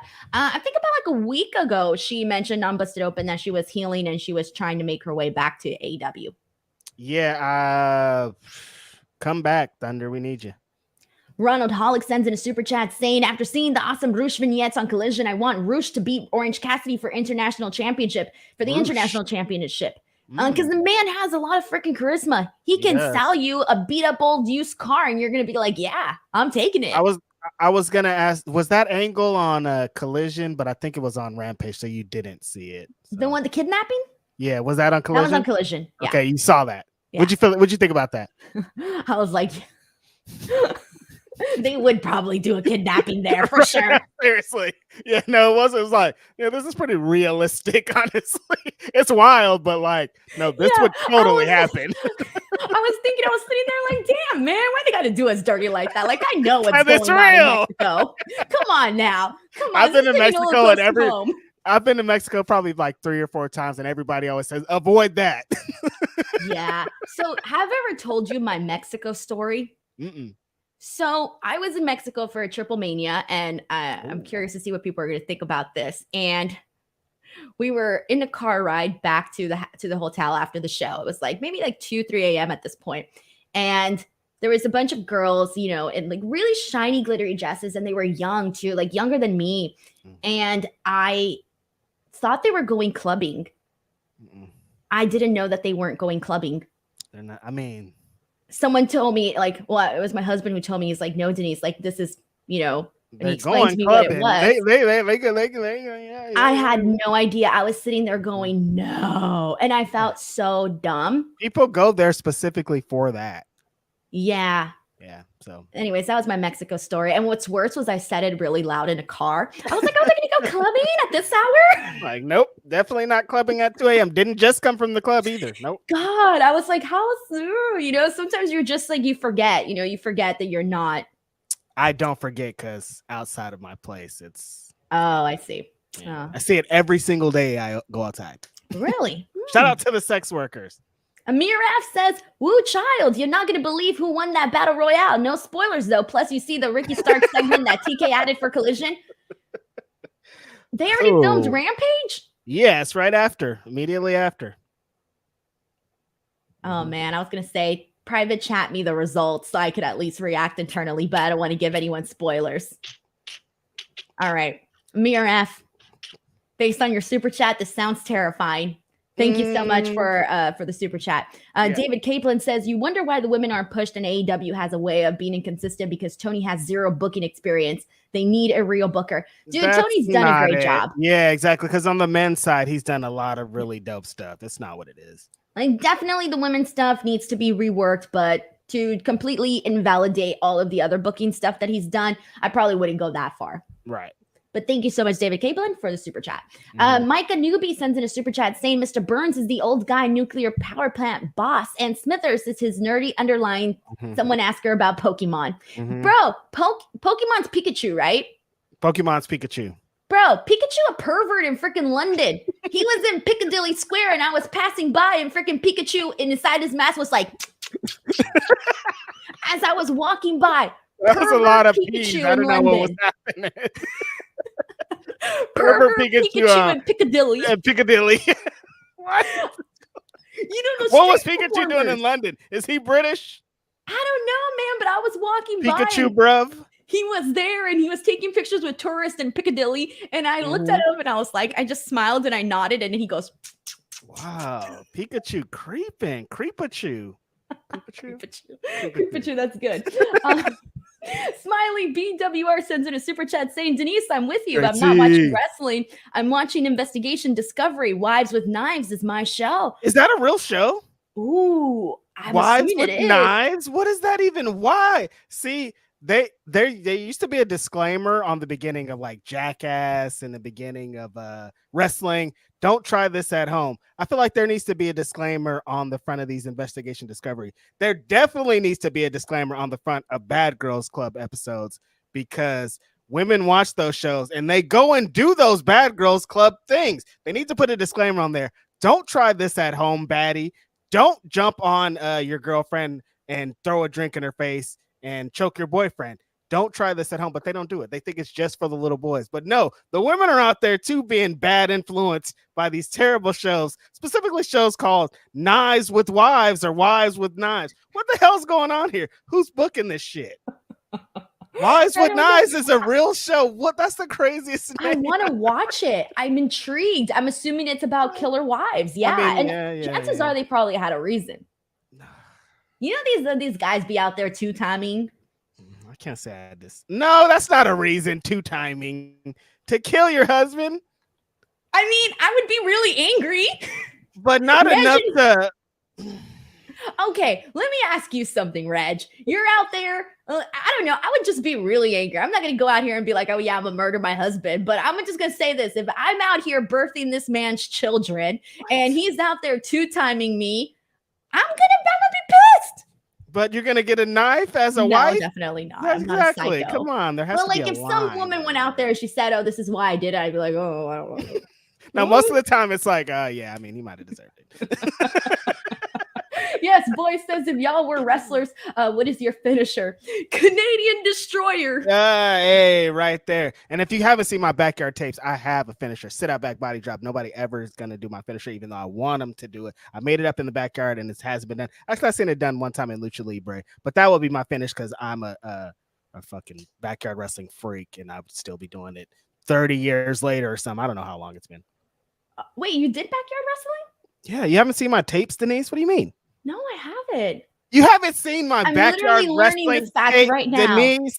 Yes, I was in them trenches, beating people up in 1999 and 2000 and 2001 and 2002. A long time ago, I used to be in them streets. When they said this disclaimer, that's funny. Look, we brought it right back around. WWE said, hey, kids, don't try this at home. Mick Foley came off the top of his house onto that mattress. We were like, oh, yeah, not going to try this at home. I'm going right to the backyard to try all this. I'm going to try to pile drive my friend. I'm going to hit him with a chair. I'm going to drop him in barbed wire. Come on, man. Okay, you need to send me the link to this. I want to see this. Right I want to see this. This is very exciting. Dream Ninja 77 says, just finished Dynamite. Orange Cassidy is the man. There is only Chicago Phil for me, and it ain't Punk. Stat versus Ruby, only women's match at All Out, ? Shout out to Dream Ninja and shout out to my friend Chicago Phil. Rough, tough week. I hope that the rest of this week we could kind of celebrate and get his mind off of things. About to pull up in Chicago tomorrow, so I'm very excited. Yeah, can't wait to see Phil this week. Delayed Grad says there were 81,035 paying fans at All In. That's the most ever for a single wrestling event, period. It's a huge achievement and a great time for pro wrestling. That's where we need to just land with it. That's what it was. Amazing show. There was people that were writing things like, oh, you can count it, and there wasn't there. I'm like, who the hell is counting? Who can count it? From like a picture or a video? That's crazy. That's crazy. And when people, you ever go to a show, Denise, and someone will be like, how many people were there? And I'm like, it could be like 60 to 5,000. I don't know. That's nuts. It's like trying to How could you count 81,000 people? You're just like, where's Waldo here? Like, what if you fuck up and you're like, right. Where was I at? And you're already like 25,000, 31, 21. Shit. I got to start over. 1, 2, 3. Let me ask you a question. And I'm curious. I want the chat to answer this. Be honest. Be honest. All right, chat. Please be honest. Up to what number are you willing to count before you get lazy? I'm not getting to 1,000. There's no way. 81,000, Denise. You know how I mean? I'm like not gonna start doing this, but if I was like, you know what, maybe I'll try. By the time I wouldn't get to 1,000, I'd be like, this is dumb. Like, what's the point of this? My answer was gonna be 13. 13. After that, I'm done. I ain't gonna count no more. Somebody's gonna pay me to count it. Yeah, all the way. But if I'm just doing it for research to try to burn AEW, 0. God, no. God, no. Dream Ninja 77 says the women's booking isn't exactly doing a great job of selling AEW to Mercedes. She wants to wrestle people like Sheeta, Hayter, etc. That's another thing we don't really think about, Denise. Mercedes could also be feeling like how everybody else feels and be like, oh, you're not about to fuck up my reputation over here trying to sign me and make me the face of this bullshit division. But then she also could be thinking the opposite of like, I could save them. Captain That's what Sable. I was gonna say. You know, I can see it more along the lines of her being like, you know what, if I'm leading this, things would be different. And I would hope that they would. I would really hope, because I can't imagine having Mercedes Moné on your roster and then not doing something with that. What do you mean? Right. They did it in the other company she was in. Oh, yeah. Oops. That's the reason why she's here. I'm like, what? I think that's why she doesn't work over there anymore. Yeah, that's true. You're right. Damn. But here's the thing. There's nothing. There's no defending it. I was trying to think of a way to justify my answer, but then I was like, wait, no, there really isn't. That's the reason she was in the crowd, because they wouldn't do anything with her. Well, here's the thing. Here, you know what? I will defend it just for this. This is the only thing I can think of. The only way that I can see it is like, okay, well, at least they had other people that they could focus on, right? There was other options. There's Becky Lynch, there's Charlotte. Right. Yeah. In AEW, Ronda is there Rousey. Anybody that's at the same level as Mercedes Moné? No. Exactly. So you lose Mercedes Moné, and it's you know. Yeah, it's different. is different, right? That's the only way that I can even think about trying to defend that. Right. Will Chisholm sends in a very generous super chat. Will, thank you so much. Appreciate Seriously, you, man. So cool, Will's Will. really been keeping us funded here today for sure. Will says, I think the problem, is AEW don't make their women feel big time. I get on WWE, but they make Bianca, Charlotte, Becky, Rhea, Asuka, Bayley, Io, Sky feel like huge stars. AEW only made Britt Baker and Jade Cargill feel huge. Yeah, I can't disagree with that. Yeah. I mean, Thunder Rosa, maybe you could put in there, but then they kind of squandered that. Yeah, I think that's exactly what it is. Because just like we were saying, like what you said about Mercedes, like they could let Mercedes go because they still have Becky, they still have Charlotte, they had Ronda, they still. And when sometimes WWE is dumb and they don't put their women on, but when they do put them on, it's like, here's Becky Lynch, here's Trish Stratus, here's Bianca Belair, here's Rhea Ripley. They are along the same lines as the men are. They do that when they do present them. So that is something that Tony, I think, needs to work on, but there's a whole bunch of things he needs to work on. But yeah, I do agree with what you said there. And I think a lot of what Will said here is you really do have to make people feel like a big deal. And you're right. There was that moment with Thunder Rosa. We did see that for a bit. And unfortunately, it did fall through when she became champion. I wonder what things would have looked like for Thunder had she not gotten injured, and how and if they would have kept her going as champion the way that they were keeping her, the way that she was when she was challenging for the belt. Same here. I kind of that's one of the big what ifs, because like she was hot when she had beat Britt, but then like remember immediately they kind of made it weird, like immediately at the gate they gave her that promo on the top of the ramp and people were like, did not like that, the one with Vicky Guerrero, and like people were very upset about that. So it's like, I don't know, wasn't looking good, but I feel like just how Thunder Rosa was the matches really help get over her kind of why everybody loves her. So if she would have continued having matches, I think she probably would have grew to higher heights, honestly. Yeah, I think so too. And also I think that had Cheetah won at All In, I think that would have been a massive moment. And I get it. People are going to be like, no, because it was Saraya's moment. But yeah, how was I'm still like, I don't, I get it, but did it feel like justified with the reaction that Saraya got?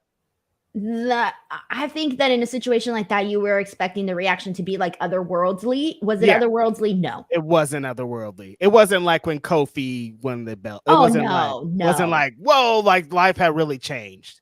No, definitely not. Definitely not. It was just like, oh yeah, nice. Woo, this happened. That's what it was like. That's what it felt like. I'm sure there was I'm not going to shit on it and say there wasn't people that were probably like, fuck yeah, Right. I'm sure there was, but it didn't feel like that just like overall. Yeah. But it was fun. It was a nice moment. I get why they did it. Good moment for her. We all understand like what it was. Exactly. We all get what the moment was, but yeah, I do think it would have been something really major had they taken the shot to continue building a dominant champion. Amir F says purple. Perp. I don't get it. I don't know. Maybe is it because we were talking about the Piccadilly, Pikachu, purple? Oh, yeah. All the P's. All the P's. All right, Amir F, we get you. Thank you so much for the super chat. We got another one here from Leonard Aarons III, who says, Eddie winning New Japan Gold, doing G1 and teaming with Shibata this Sunday. Wow, outstanding stuff for him so far this year.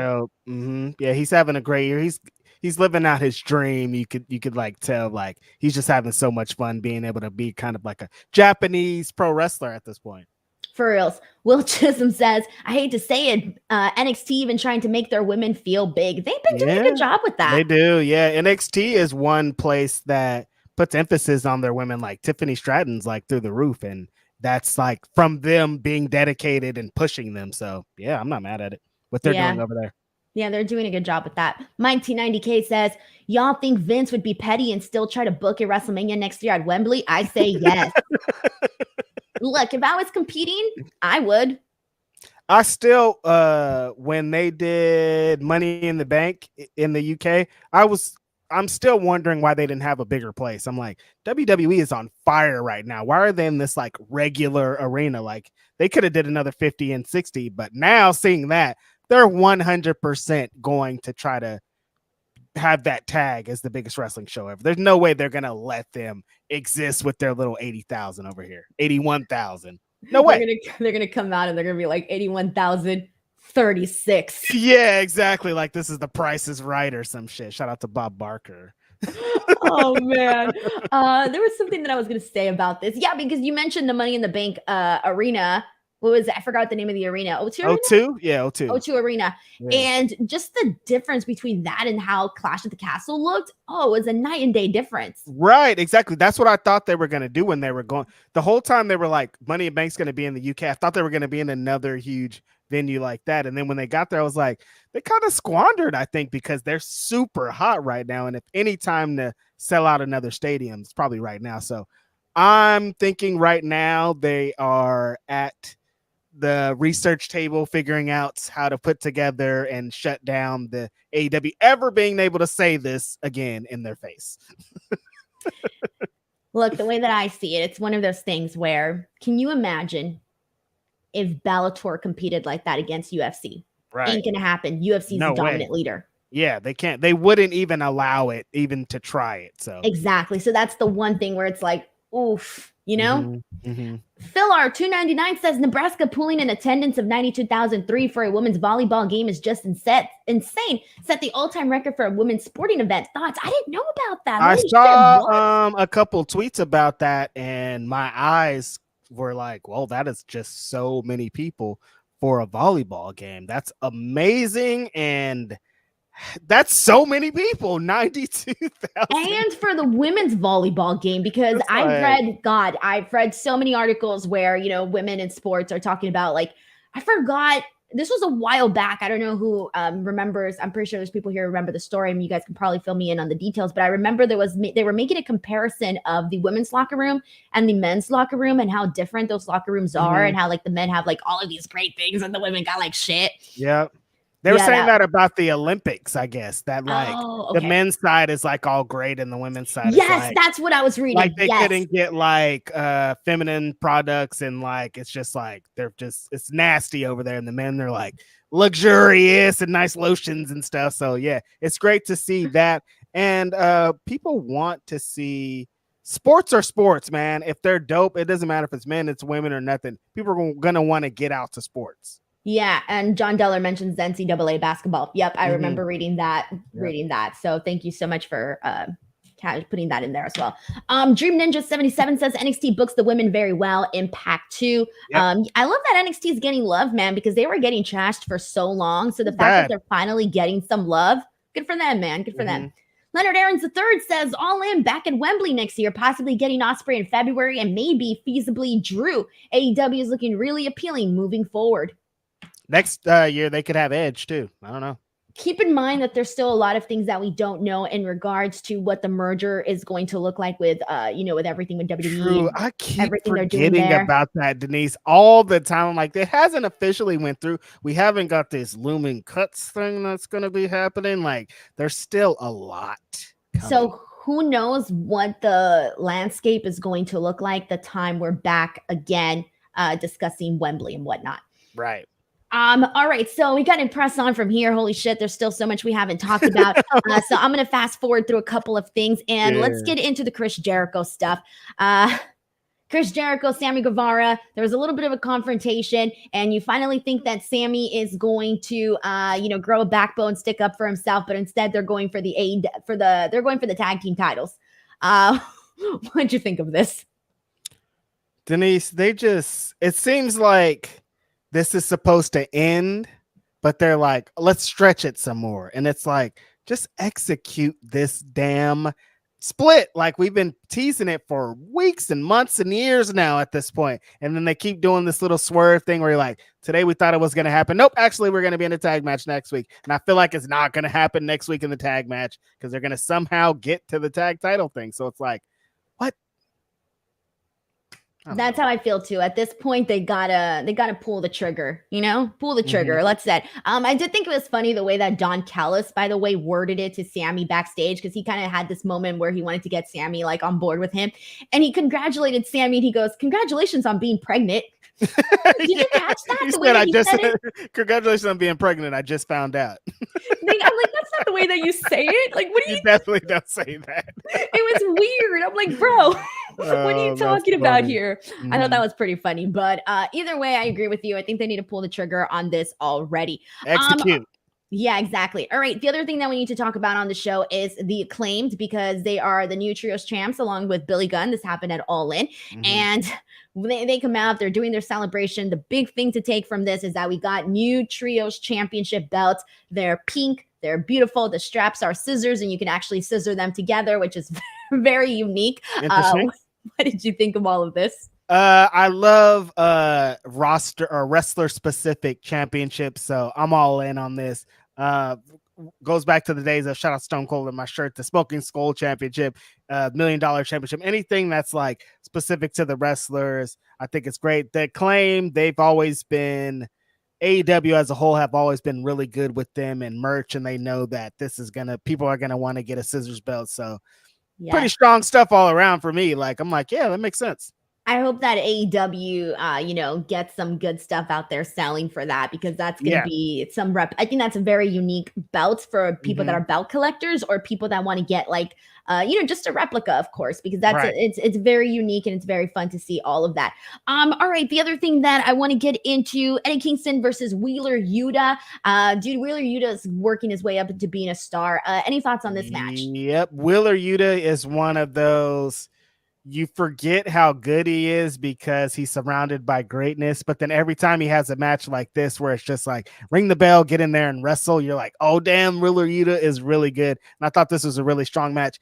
Eddie Kingston is going to have to be AEW World Champion one day. Every time that I see him and the way that the crowd and the AEW fan base are connected to him, he's one of those, before it's all over, he has to be the world champion, the closest to Mick Foley type of run that there is, just like a genuine, the fans are behind him. And this is always, every time he's on camera, I get that feeling. So one day he has to be AEW world champion before it's all over.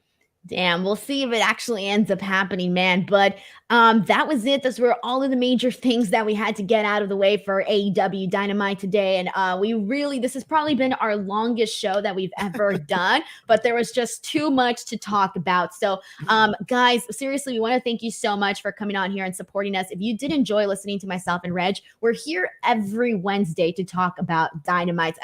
And it's so much fun to come out here and talk to you about that. We're going into a big week. Reg, please take the floor and let people know what you're going to be doing this week.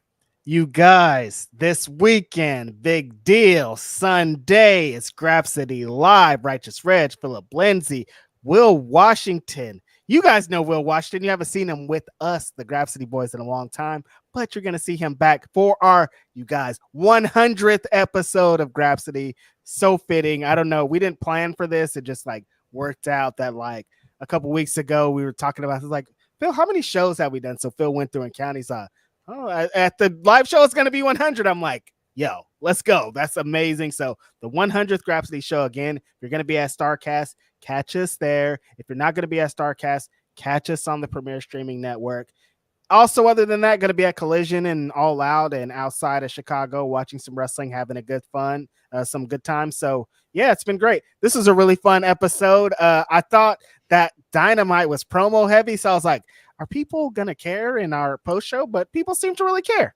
Yeah, exactly. I felt the same way. I'm like, I don't know. I never know what to expect when we come on here. So seriously, guys, thank you so much for all the support, all the love. Thank you so much to Kyler, who was in the chat moderating. I know a lot of people have been asking us to get a moderator. So Kyler was out there hustling and working. So thank you so much. To everybody here, please, if you haven't already, do not forget to check us out on Apple Pods and Spotify. Leave us a rating if you guys enjoyed the show, and we would really appreciate it a whole lot. As for me, just make sure you guys subscribe to this channel. Check me out across all social media platforms, but check out some of the videos that I posted from this week. I think you guys will enjoy them. Especially my favorite one was the one interviewing fans outside of Wembley Stadium. It's a 4-minute video, very short, very quick, but I think you guys will get a nice idea of what the atmosphere and what the vibe was like at Wembley. All right, everyone, thank you so much, and we will see you guys next time. Bye, everyone.